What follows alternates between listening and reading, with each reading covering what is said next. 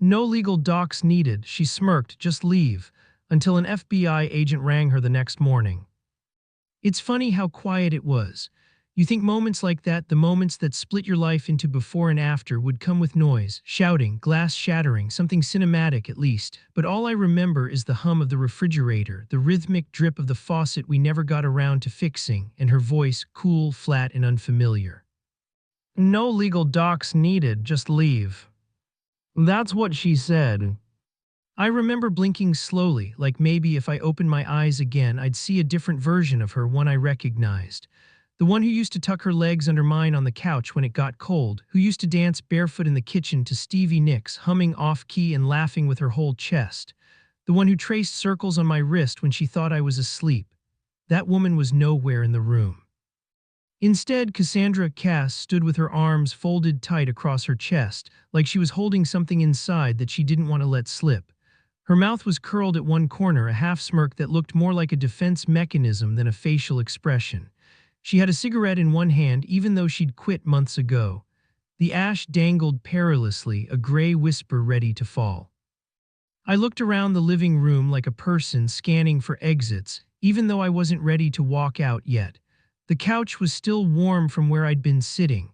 There was a coffee mug on the table, hers lipstick rim smudged against porcelain. I stared at that more than her face. "You're not serious," I said, but my voice betrayed me, too soft.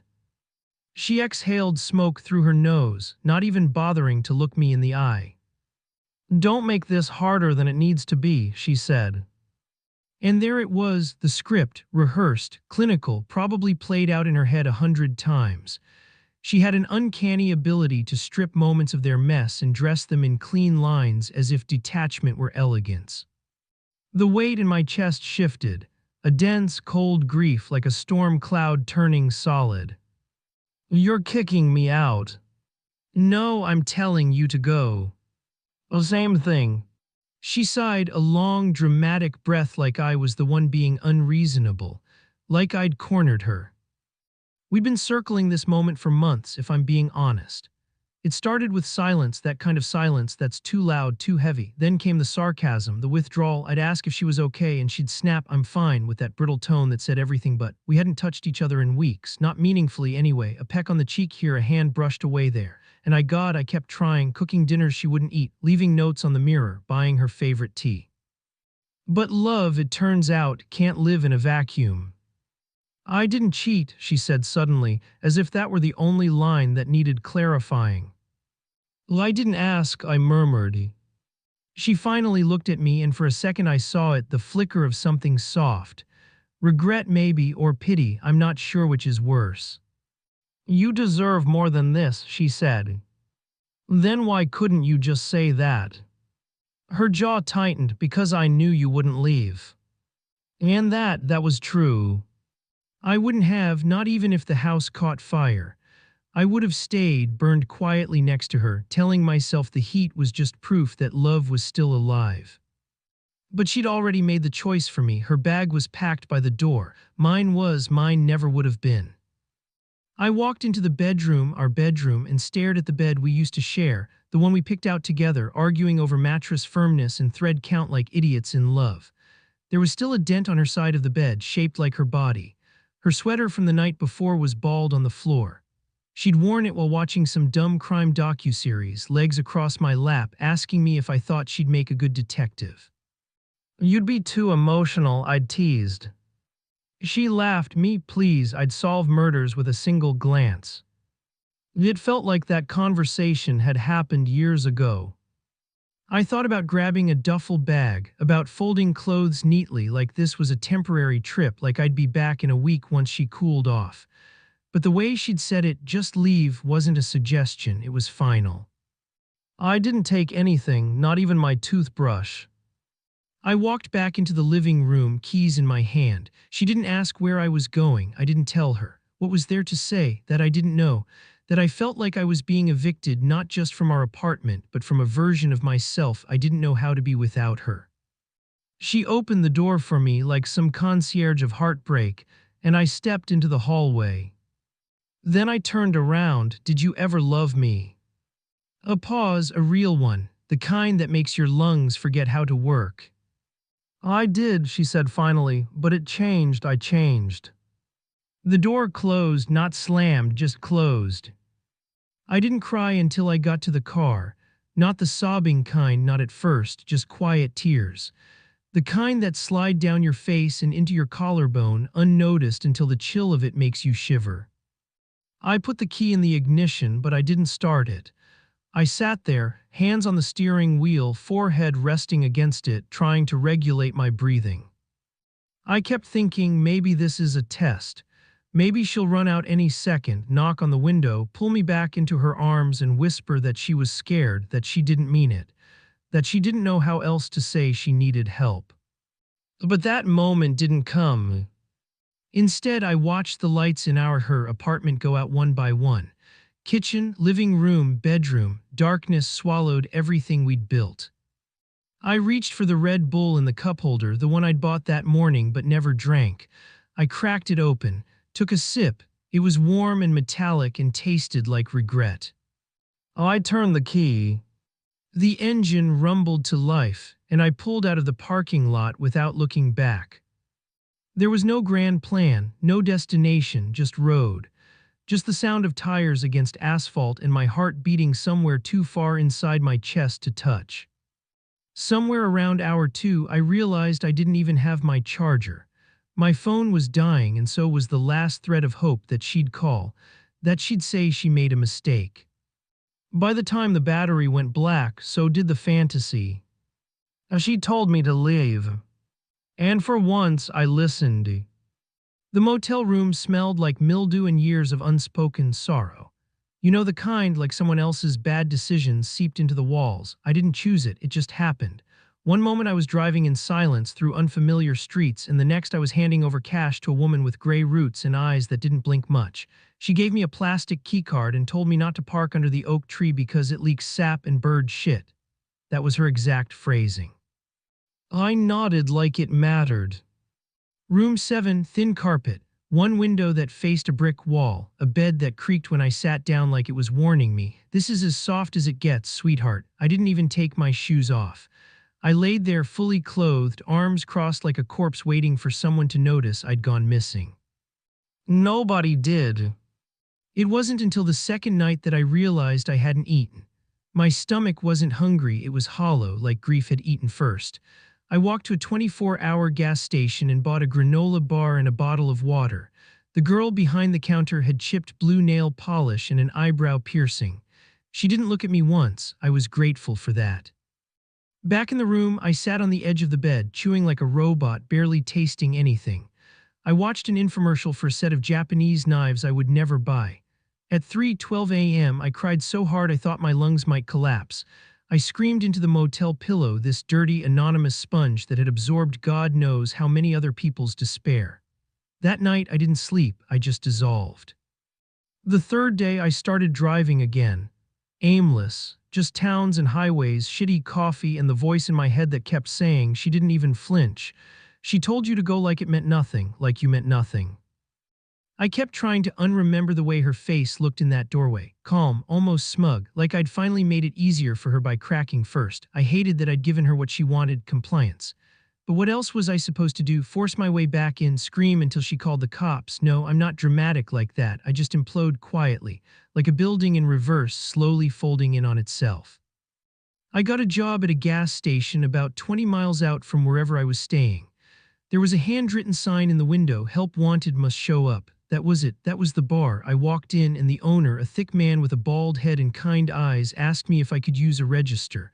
I nodded. He asked when I could start. I said now. Cash under the table.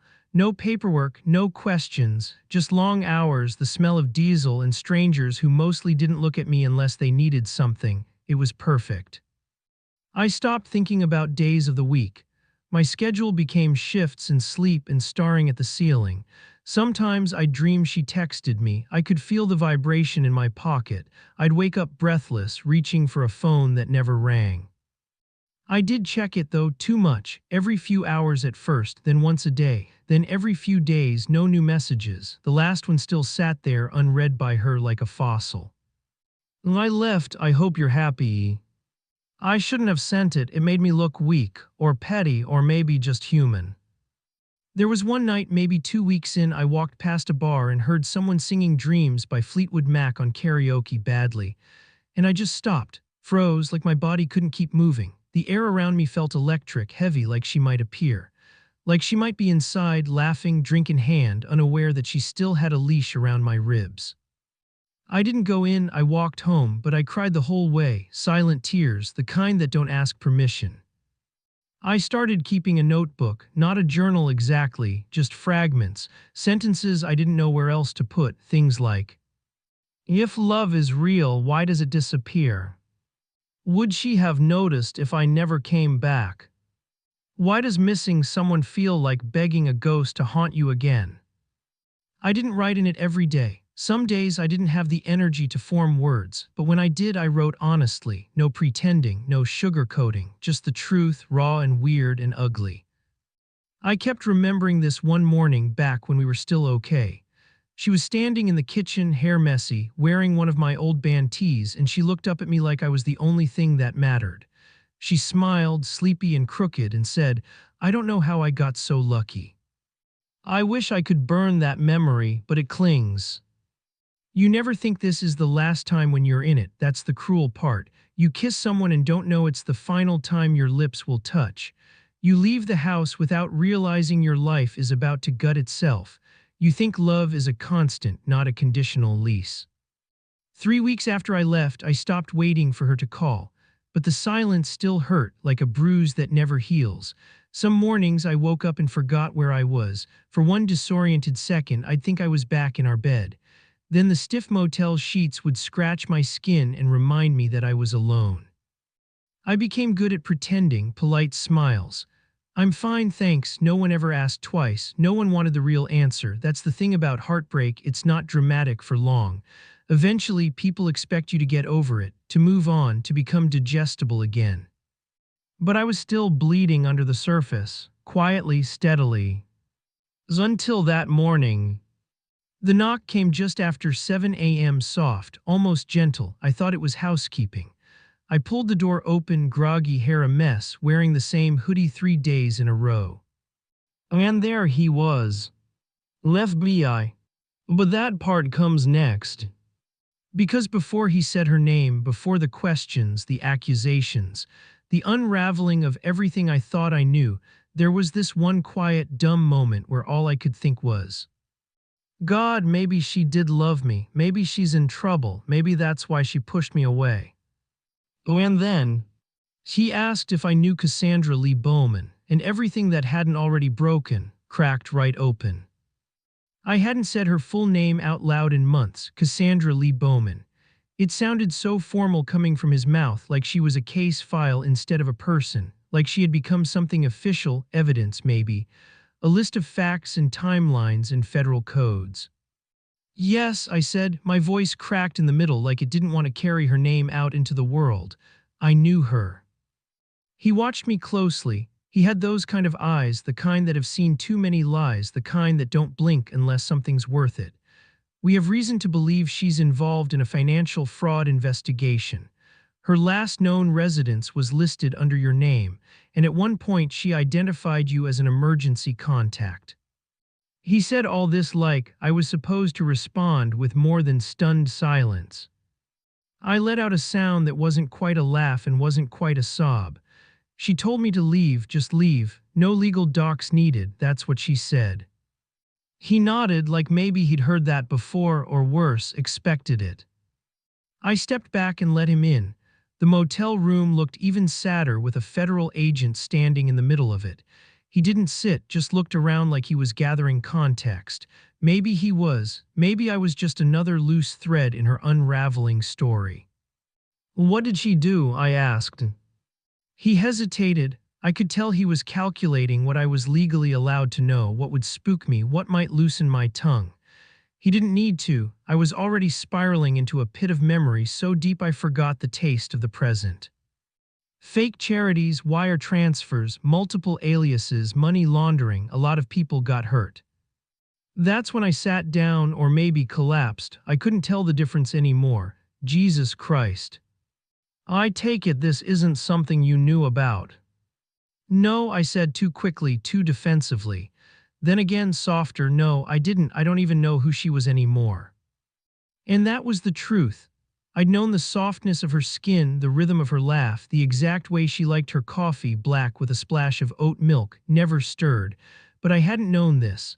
I hadn't known I was sleeping next to a woman who could siphon kindness into currency and disappear behind new names. I answered everything he asked, when I'd last seen her, where I thought she might go, who she talked to, what I remembered. Most of it was useless.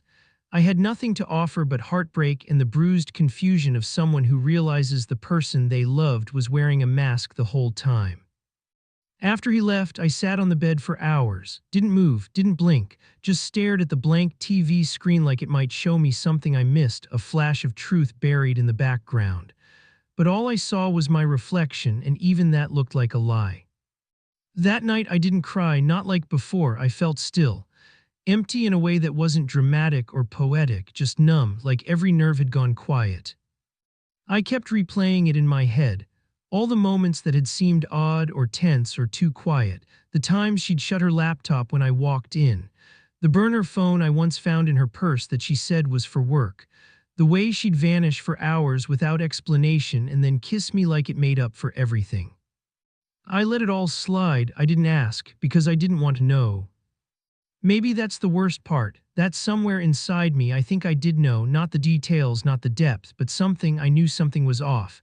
And I chose love over truth, chose comfort over clarity, chose her over me. And now I was here, motel room, threadbare sheets, ghosted by a woman who might not even be real. There was this moment, years ago now, where we were lying in bed in the middle of a thunderstorm. We had just fought over something stupid, something small, but I was crying. And she reached out, touched my cheek, and whispered, "I would never hurt you." And I had believed her. How do you forgive yourself for believing a lie? How do you grieve someone who might never have existed? That was the confrontation, not with her, not with the FBI, but with myself. With the version of me that stayed too long, that made excuses, that thought love was a kind of endurance sport, just keep holding on no matter how deep the water gets. I sat with that grief, I let it wash over me, no dramatics, no screams, just quiet surrender. I opened my notebook and wrote one sentence. I think I was in love with a ghost who knew how to make herself feel warm. That night I slept without dreams. And when I woke up, something had shifted, not healed, not even close, but shifted, like I'd finally stopped begging her shadow to come back, like I was ready to turn away from the closed door and look somewhere else. Anywhere else. Even if it meant standing alone in the wreckage. Even if the silence was mine to carry now. It didn't happen all at once. There was no single morning where I woke up and said, "I'm better now." Healing isn't a line you cross, it's a slow, messy stumble toward something softer. Some days I still feel like I'm limping. The motel room started to rot around me, or maybe I just finally noticed the rot was in me too, the way I kept existing inside this grief like it was home. I needed to move. I needed a space that didn't hold the echo of her name in every corner. So I found a room for rent on a pinboard in the gas station. Quiet tenant wanted, it read, no pets, no drama. I was both. The woman who rented it to me, Lorraine, was 71, wore oversized glasses, and had a voice like velvet coated in gravel. She made lentil soup on Sundays and never once asked what I was running from. She let me be silent when I needed and loud when I couldn't hold it in anymore. One night she left a mug of tea outside my door with a note that said, "You don't have to explain anything. I've lived enough years to know heartbreak has a sound and it's not always crying." I cried then, the grateful kind, the exhausted kind. I got a job at a nonprofit downtown. They help women out of abusive situations, legal help, housing, food, just a foothold to start climbing again. I didn't tell them my whole story, just that I wanted to help. They let me answer phones and file intake paperwork. Some of the women would stare at me, wary, eyes heavy with things I understood without asking. One of them, Amanda, sat across from me once, hands trembling as she signed the shelter forms. Her lip was split, her knuckles were scabbed. She looked up and said, "I feel like I don't even know who I am anymore." I swallowed hard. I think that's okay, I told her. Sometimes losing yourself is part of how you find something better. She stared at me for a beat, then nodded. We didn't speak again. But something passed between us. Recognition, maybe, or permission. Most of my nights were quiet. I read a lot, walked the lake trail near Lorraine's house. The water was always still, almost eerily so, like it was holding its breath. I'd sit on the dock and dangle my legs over the edge, watching dragonflies skim the surface. I didn't check my phone anymore. I stopped wondering if she'd show up. I didn't want her to. That was the real shift. The day I realized I didn't want her to explain, I didn't need answers. The damage was done, and understanding why wouldn't fill the cracks. It would just invite the ghost back inside. I bought a plant, a small, spindly thing with dusty green leaves and a lopsided lean. I named it Marlowe. It sat on the windowsill in my new room, reaching for the sun like it believed something better was coming. Some mornings I would just sit beside it, coffee in hand, watching it exist. That felt like a kind of prayer, a reminder. Growth doesn't always look like blooming. Sometimes it just means staying alive. I still have bad days. Some mornings I wake up with her name thick in my throat. I still flinch when I hear someone say babe the way she used to, all soft and sarcastic. But the flinches fade faster now. The memories pass through like wind, not anchors. I don't chase them anymore. I think part of me will always carry her, not out of longing but out of fact, like a scar, like a place where something important happened and then stopped. But I also carry myself now, the version of me that crawled out of that motel bed, that got up, that stayed gone. I wrote something else in my notebook last week, first time in a while. Some ghosts don't haunt, they hollow, but even hollowness can hold light if you let it in. The old me would have scoffed at that, too sentimental, too poetic, but now I don't mind the softness. Let it come.